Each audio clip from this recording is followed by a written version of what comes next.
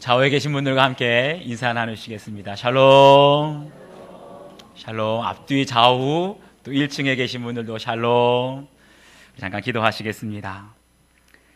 아버지 하나님, 하나님의 말씀은 우리의 인생에 어두움을 몰아내는 빛이 되는 줄 믿습니다.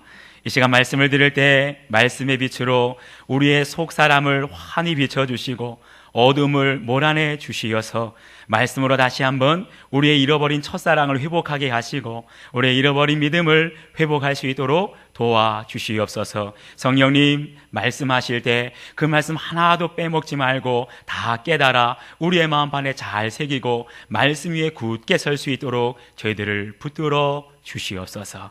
함께 하실 줄 믿사오고 예수 그리스도의 이름 받들어 기도하옵나이다.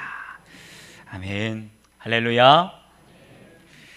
계속해서 요한계시록 말씀 통해서 소아시아에 보내는 7교회에 보내는 편지를 살펴보고 있습니다. 그런데 어쩌면 그렇게 7교회의 모습이 한결같이 다 달라요.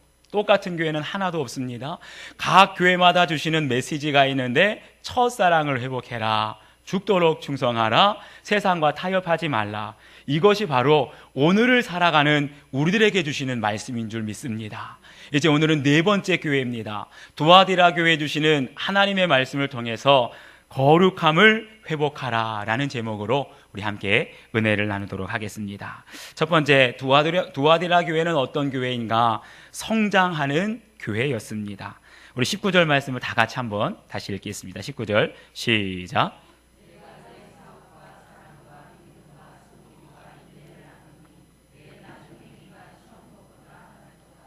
아멘.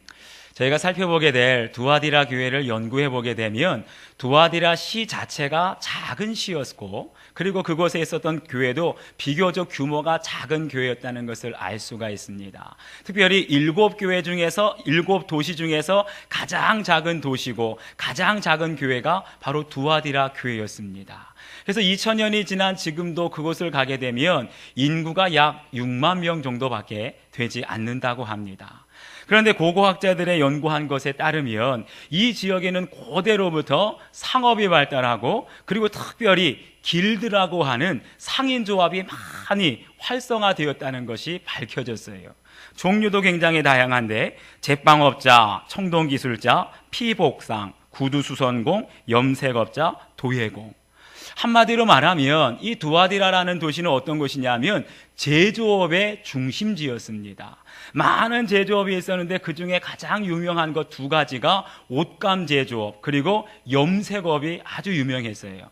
그래서 사도행전 16장 14절을 보게 되면 루디아라고 하는 여제자가 나오는데, 이 루디아는 빌립보 교회에서 사도 바울을 만납니다. 사도 바울로부터 복음을 듣게 되고 회심하게 된 주님의 여제자였는데, 바로 루디아의 고향이 두아디라였고 그 루디아의 직업이 자주 옷감 장사였다라고 말하고 있어요.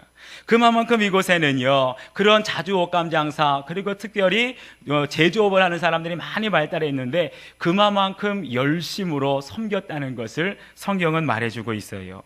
그런 두아디라 교회를 향해서 우리 주님께서 5가지로 칭찬의 말씀을 주시는데, 첫 번째, 두아디라 교회는 믿음이 있는 교회였습니다. 그리고 섬김이 있는 교회였고 온갖 역경을 참아내는 인내가 있는 교회였습니다. 특별히 에베소 교회는 주님께 책망받기를 처음 사랑을 잃어버렸다라고 책망받았는데, 두아디라 교회는 처음 사랑을 잃어버리지 않았어요. 더 나아가서 주님을 위한 많은 선한 사업, 구제의 사업을 하고 선교의 사업을 하고 많은 사업을 했던 교회가 두아디라 교회였습니다. 한마디로 보면 두아디라 교회는 만점짜리 교회였어요. 그런데 그 만점짜리 교회에 더 중요한 진짜 칭찬이 나오게 되는데, 그것이 뭐냐 하면 네 나중 행위가 처음 것보다 많도다라고 하는 칭찬입니다. 한마디로 말하면 두아디라 교회는 처음보다 나중이 더 좋고 나중이 더 풍성한 교회였습니다. 대체적으로 많은 교회를 보면 처음에는 사랑이 뜨겁다가 시간이 지나면 식어버리는데, 두아디라 교회는 시간이 지나도 사랑이 식지 않았습니다. 믿음이 약해지지 않았어요. 선한 사업이 줄어들기는커녕 오히려 시간이 지날수록 더 많은 사람들을 도와주고 더 많은 사람들을 섬겨주는 선한 사업이 넘쳐나는 교회였습니다. 한마디로 말하면 뭡니까? 두아디라 교회는 정체된 교회가 아니라 계속해서 성장해 나가는 교회, 계속해서 전진해 나가는 교회인 줄 믿습니다. 사랑하는 여러분, 정말 살아있는 교회, 건강한 교회의 특징이 바로 여기에 있는 줄 믿습니다. 우리 교회가 건강한 교회고 우리의 믿음이 건강한 믿음이라고 한다면 정체되어 있지 않고 계속해서 성장하고 자라가야 할 줄 믿습니다. 여러분, 여러분의 믿음은 어떻습니까? 여러분의 믿음, 여러분의 사랑, 과거에 비해서 계속해서 자라가고 있는지, 아니면 정체되어 있는지, 아니면 옛날보다 더 못하게 후퇴되지는 않았는지 돌아볼 수 있기를 바랍니다. 성경에서 우리 주님께 말씀하시는 것은 너희는 믿음과 사랑 안에서, 지식과 거룩함 안에서 쉬지 말고 자라가라, 우리에게 말씀하고 있어요. 그래서 바라기는요, 우리도 두아디라 교회처럼 정말 정체되어 있지 않고 우리의 믿음이 자라고 사랑이 자라고 아름다운 선한 사업들이 계속 성장해가는 교회 되기를 주님의 이름으로 축원합니다. 얼마 전에 저와 함께 신대원에서 공부했던 동기 목사님, 저보다 나이가 많아서 형님처럼 오시는 그런 목사님이 계신데 전화가 왔습니다. 전화가 왔는데 저희 교회가 어떻게 성전 건축한다는 소식을 듣고 전화를 건 거예요. 전화를 하자마자 다짜고짜 제일 먼저 하는 얘기가 뭐냐면, 김 목사, 지금 이렇게 한국 교회가 힘들다고 하는데 성전 건축하느라고 힘들지, 고생 참 많다. 그러시면서요, 지금 한국교회가 다 힘들다는 얘기가 들리는데 그 중에서도 수인중앙교회가 건축한다는 말을 듣고 걱정이 돼서 저를 염려해가지고 위로해 주려고 전화를 한 거예요. 하도 걱정을 하길래 제가 그 목사님께 간단히 저희 교회 사정을 말씀드렸습니다. 저는요, 한 12,000세대 신도시, 목감 신도시가 입주하는 그곳에 한 1,100평 정도 되는 새로운 성전을 건축하고 있습니다. 감사하게도 은혜 중에 온 성도들이 사랑으로 하나 되고 특별히 이웃을 섬기는 마음으로 우리가 복음을 전하고 있다 보니까 하나님께서 교회를 조금씩 성장시켜주고 계십니다. 아멘.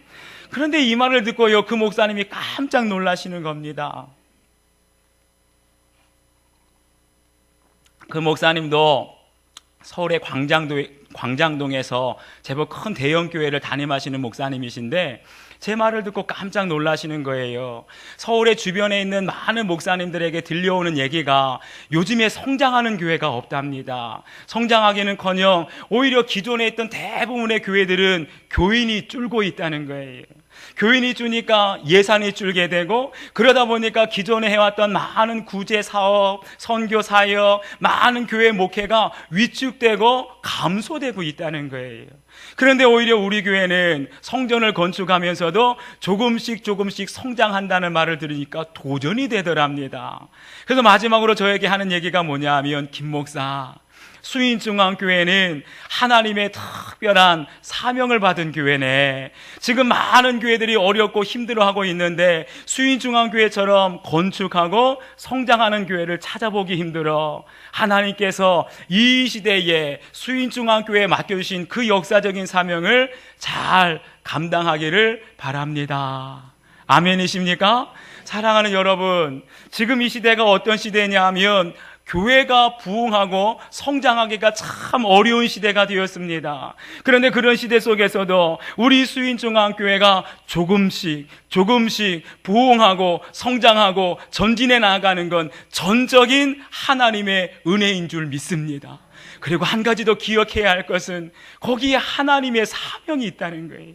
지금 모든 한국 교회들이 정체되어 있고 감소되고 있는데 우리 수인중앙교회만큼은 지속적으로 쉬지 말고 정체되어 있지 말고 자라가고 성장하라는 겁니다. 그러기 위해서 어떻게 해야 되겠습니까? 사랑하는 여러분, 우리가 외적으로만 성장하는 것이 아니라 우리들의 믿음이 정체되어 있어서는 안 될 줄 믿습니다.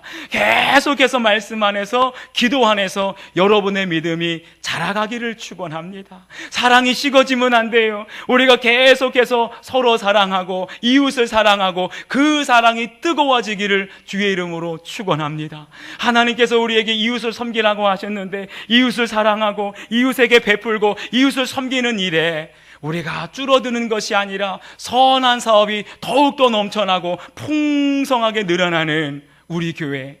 그래서 처음보다 나중이 더 좋고 처음의 행위보다 나중이 더 많은 것으로 하나님께 칭찬받는 수인중앙교회 되기를 주님의 이름으로 축원합니다. 두 번째, 두아디라 교회는 어떤 교회였냐? 그럼에도 불구하고 거룩함을 잃어버려서 책망받은 교회였습니다. 우리 20절 말씀 한번 다시 읽겠습니다. 20절 시작.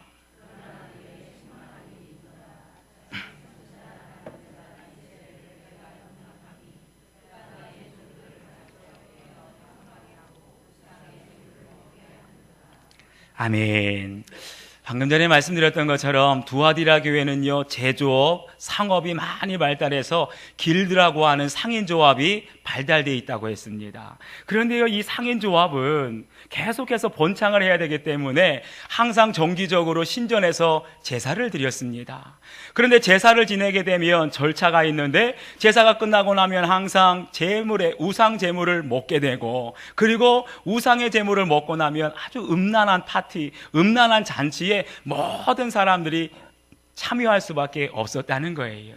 그런데 바로 그러한 상황에서, 그러한 맥락에서 두아디라 교회가 누구를 용납하게 되었냐면 자칭 선지자라고 하는 여자 이세벨을 용납하게 되는 겁니다. 그런데 그 이세벨이 어떤 악행을 저지르게 되느냐? 주의 종들을 꾀어서 주의 종들이 행음하게 하고 우상의 제물을 먹는 자리까지 이끌었다는 거예요.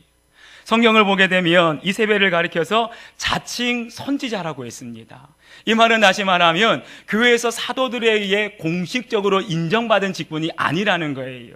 공식적으로는 임명되지 않았지만 이세벨에게는 특별한 은사가 있었습니다. 남들이 함부로 할 수 없는 상당한 재산이 있었음에 틀림이 없어요. 그러다 보니까 성도들 사이에 함부로 할 수 없는 명성을 얻게 되고 영향력을 끼치게 되고, 거기다가 사회적으로 지위가 높은 사람들과 인맥을 유지하다 보니까 자신의 지위, 자신의 명성, 자신의 재산과 은사를 이용해서 교묘하게 주의 종들에게 접근하는 겁니다. 간교한 말로 주의 종들을 유혹해서 딱 한 번만 우상에게 절하자고, 딱 한 번만 음란한 잔치에 동참하자고, 그리고 눈 감게 하고서는 그들로 하여금 행음하게 하고 우상의 제물을 먹게 하여서 결국은 초대교회, 두아디라 교회의 거룩함을 상실하게 만든 것입니다. 사랑하는 여러분, 오늘날 한국교회의 성도들이 가장 듣기 부담스러워하는 설교가 어떤 설교인 줄 아십니까? 거룩에 대한 설교를 듣기를 부담스러워한다 그래요. 만약에 제가 이 자리에서 매 주일마다 거룩하십시오, 거룩하십시오, 아마 매일 이런 설교를 하면 여러분들 부담스럽다고 다 떠나갈지 모릅니다. 우리 교인들 줄어들지 몰라요. 그런데 만약에 어떤 성도가 저에게, 그것도 아주 아름답고 예쁜 성도가 다가와서 목사님 제발 부탁인데 거룩에 대한 설교만 빼고 설교하십시오. 거룩에 대한 설교만 빼게 되면 아마 많은 사람들이 물밀듯이 몰려들게 될 겁니다. 거룩한 설교만 빼놓게 되면 부자들도 오게 되고 사회적으로 유력한 사람들도 오게 되고, 그러면 헌금도 늘고, 헌금이 늘어야지 구제도 하고 선교도 하고 건축도 할 것 아닙니까? 목사님 눈 딱 한 번만 감고 앞으로는 거룩에 대한 설교는 하지 마세요. 이게 바로 2000년 전에 두아디라 교회에서 이세벨이 주의 종들을 유혹하고 꾀었던 말이었습니다. 그런데 안타깝게 두아디라 교회에 있던 주의 종들이 이 교회임에 넘어가게 됐다는 거예요. 그래서 거룩 대신에 부흥을 선택했습니다. 거룩 대신에 교회가 부자가 되고, 거룩 대신에 교회가 많은 선한 일들을 하면서 사람들에게 평판 얻는 것을 선택했다는 거예요. 그런데 그 두아디라 교회의 모습을 누가 따라가고 있습니까?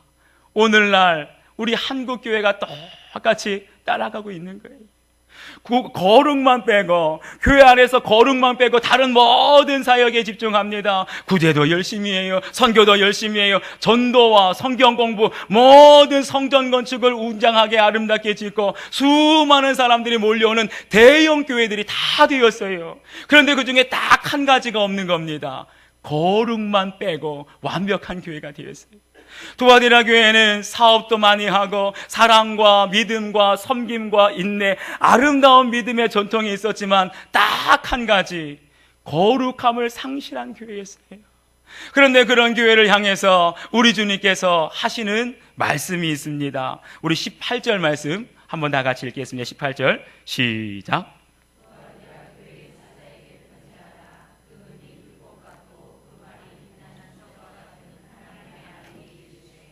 아멘.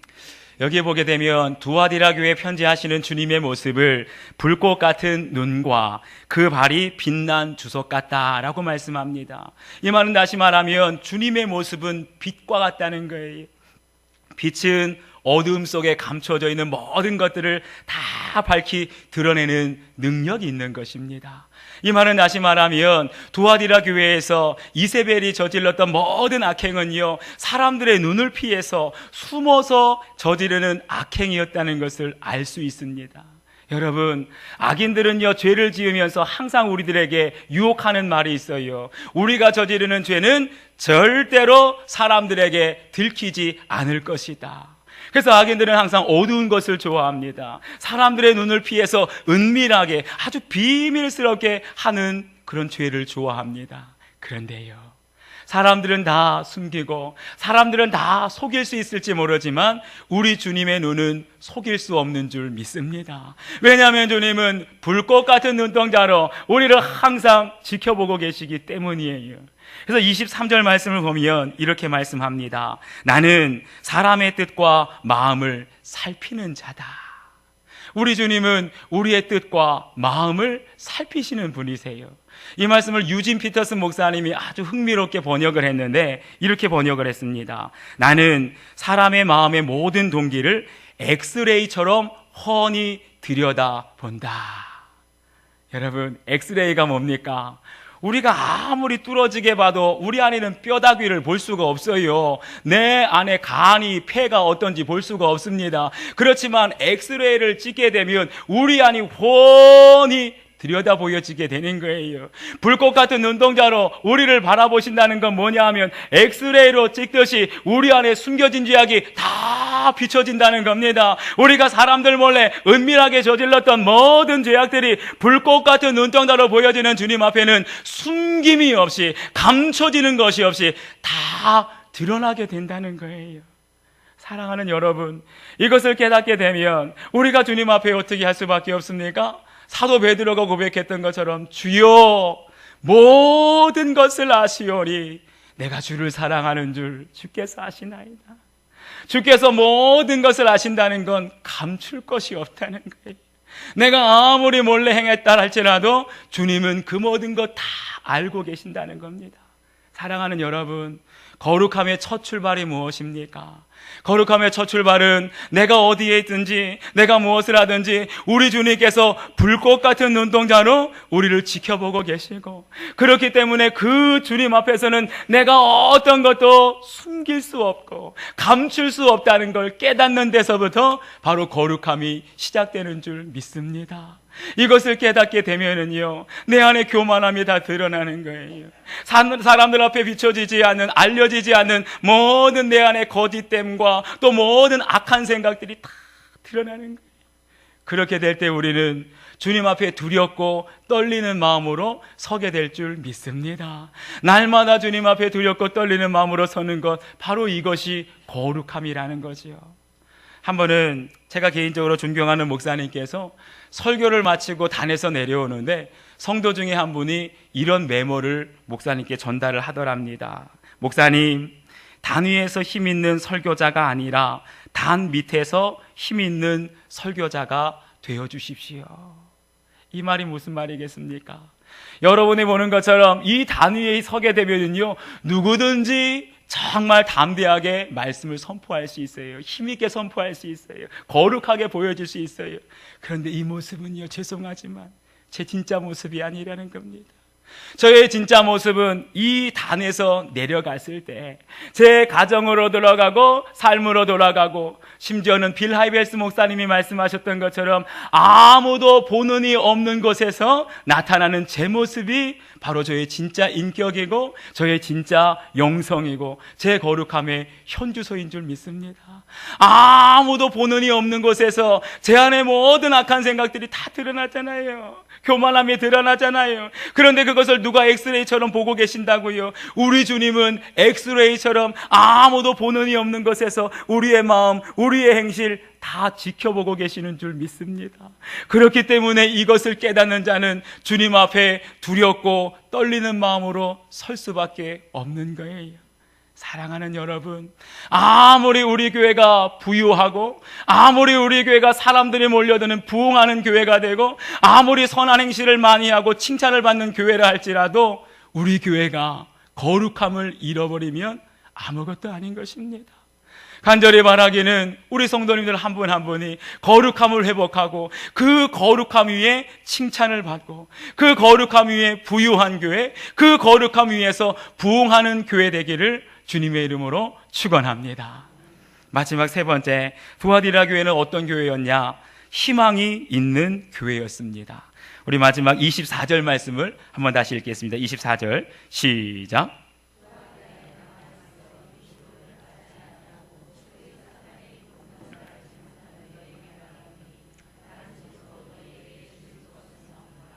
아멘.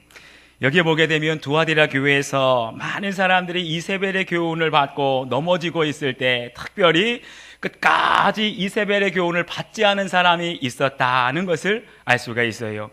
여기 남아있다라는 말을 헬라어로 살펴보면 로이포이스라고 하는 단어가 되는데, 이 로이포이스라고 하는 말은 남겨진 자, 남은 자라는 뜻입니다.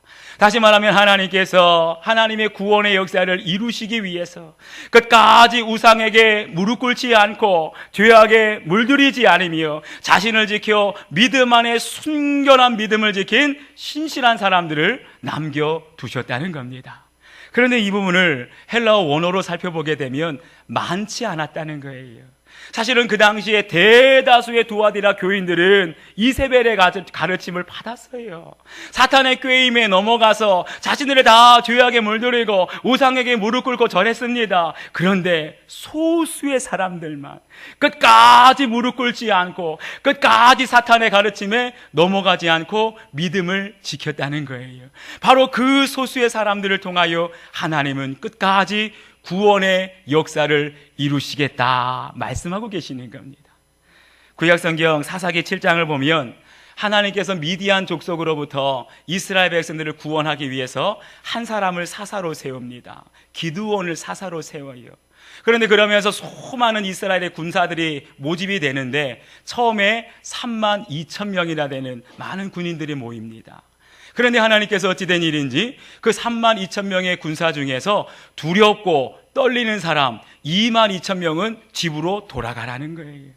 그리고 10,000명이 남았는데 그 10,000명 중에서도 특별히 물가로 내려가서 물을 마시는 모습을 보고 무릎을 꿇고 비굴하게 마시는 자 9,700명은 다 집으로 돌아가라.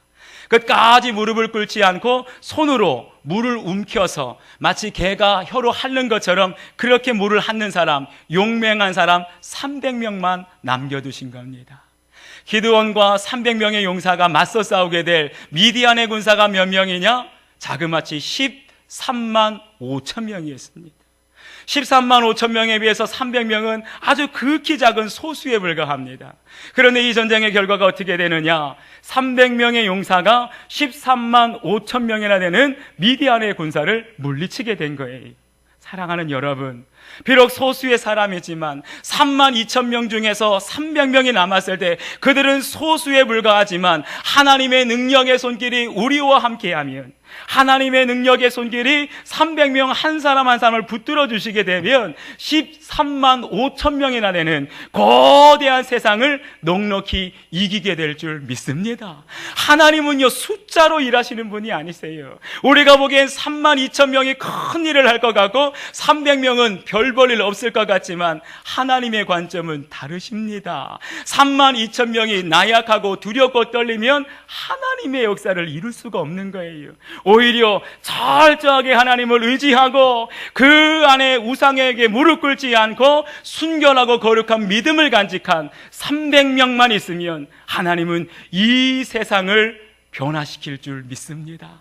그 300명의 여러분이 있고 우리 교회가 있기를 주의 이름으로 축원합니다. 이렇게 소수의 사람들에게 주님께서 약속하시는 말씀이 있습니다. 우리 25절 말씀 한 번 더 읽겠습니다. 25절 시작. 아멘. 끝까지 믿음을 지킨 자들에게 우리 주님께서 마지막 분부하시는 말씀이 있습니다. 너에게 있는 것을 내가 올 때까지 굳게 잡으라. 다른 새로운 명령을 하시는 것이 아니에요. 이미 두아디라 교회는 아름다운 믿음의 전통이 있었습니다. 사업이 있었고 사랑과 믿음과 섬김과 인내가 있는 교회였어요. 기존에 너희에게 있는 것, 너희가 가진 것을 굳게 잡으라는 거예요. 다만 너희 안에 들어온 이세벨의 교훈에 너희가 넘어가지 말고 빠지지 말고 이세벨의 유혹을 물리치고 이겨서 끝까지 예수 그리스도를 믿는 이 믿음을 지키는 자에게 주님께서 두 가지 약속을 주시는데, 첫 번째는 만국을 다스리는 권세를 너에게 줄 것이다. 아멘. 그리고 새벽별을 너에게 줄 것이다. 약속하시는 거예요. 이 새벽별은 다시 말하면 예수 그리스도 자신을 말합니다. 끝까지 우상에게 무릎 꿇지 않는, 죄악에 물들지 않는 순결한 믿음을 간직한 자에게는 세상 마지막 끝날까지 우리 주님께서 동행하는 복을 주실 줄 믿습니다. 그리고 주님과 함께 열국을, 만국을 다스리게 되는 놀라운 권세와 능력을 허락해 주시는 줄 믿습니다. 사랑하는 여러분, 오늘 말씀을 통해서 두아디라 교회를 통해서 우리에게 주시는 분명한 하나님의 메시지가 있습니다. 아무리 두아디라 교회가 사랑이 많고 믿음이 있고 많은 선한 사업에 풍성한 그런 교회였다 할지라도 하나님 보시기에 거룩함이 빠져버리면 그것은 아무것도 아니라는 거예요. 사람들이 보기에는 거룩함 빠져버린 많은 선교를 하고 전도를 하고 수많은 교인들이 몰려드는 대형 교회로 부흥하게 되면 대단해 보이지만 주님 보시기에는 아무것도 아니라는 거예요. 그러면서 주님께서 마지막 때에 누구에게, 어떤 사람에게 희망을 갖고 계십니까? 주님께서 희망을 갖고 계신 사람은요, 대형 교회가 아니라, 부유한 사람이 아니라, 세상에서 칭찬받고 명성이 있는 그런 교회가 아니라, 마지막까지 사탄의 가르침에 넘어가지 않고 마지막까지 우상에게 무릎 꿇지 않으며 오직 주님 앞에 순결한 신부와 같이 그 거룩함을 잃지 않은 그 소수의 사람들에게 희망을 갖고 계신 줄 믿습니다. 우리가 아는 것처럼요, 저 드넓은 그 광활한 바다가요 아직도 썩지 않는 이유는 딱 한 가지입니다. 계속해서 오염물질이 들어가고 더럽혀지고 있지만 바다가 썩지 않는 것은 그 바닷물 속에 딱 3%, 녹아져 있는 3%의 염분 때문에 그 바닷물이 썩지 않고 계속해서 정화가, 깨끗하게 정화가 일어난다는 거예요. 마찬가지로 우리 수인중앙교회 많은 무리가 아닙니다. 단 3%의 성도만 깨어있고 단 3%의 성도만 세상과 타협하지 않으며 단 3%의 성도만 끝까지 믿음을 지키고 우리의 거룩함을 잃어버리지 않으면 우리 교회는 절대 타락하지 않고 썩지 않을 줄 믿습니다. 주님은 지금도 이 마지막 때에 한국교회에서 3%의 교회를 찾고 계시는 거예요. 마지막까지 순결한 믿음을 지키고 마지막까지 변함없이 주님을 따르는 그 거룩함을 잃지 않은 3%의 교회, 3%의 성도에게 희망을 갖고 계신 겁니다. 저는 우리 수인중앙교회가 그 3%에 포함되기를 주님의 이름으로 축원합니다. 이 자리에 있는 여러분들이 그 3% 끝까지 변하지 않고 썩지 않은 주님의 희망이 되는 성도들이 될 수 있기를 주의 이름으로 축원합니다. 그래서 마지막 때에 우리 교회가 주님의 희망이 되고 우리 성도들이 주님의 희망이 되는 성도가 되기를 주님의 이름으로 축원합니다. 우리 함께 기도하겠습니다. 아버지 하나님, 고맙고 감사합니다. 오늘도 저희들에게 말씀하여 주시니 그 말씀 속에 이 세대의 모습을 본받지 말라는, 오직 마음을 새롭게 함으로 변화를 받아서 주님께서 가장 기뻐하시고 선하시고 온전하신 뜻이 무엇인가를 분별하라는 주님의 음성을 듣습니다. 아버지 하나님, 많은 사람들이 거룩을 포기하고 또 부흥을 선택하며 거룩을 포기하고 부유함을 선택하는 이러한 시대에 우리 수인중앙교회만큼은 마지막까지 거룩을 붙들고 거룩함을 회복하며 주님의 길로 걸어갈 수 있도록 도와주시옵소서. 마지막까지 순결한 신부처럼 우리의 깨끗한 믿음, 정결한 믿음을 간직하게 될 때 거기에 진정한 부흥의 역사가 일어나고 거기에 진정한 부유함의 축복을 받게 될 것이며 마지막까지 우리 주님 동행하시는 하늘의 놀라운 은혜와 축복을 받게 될 줄 믿습니다. 이와 같은 소문이 가득하여 하나님의 영광이 나타나는 교회 될 수 있도록 인도해 주시옵소서. 감사드리며 예수 그리스도의 이름으로 기도하옵나이다. 아멘.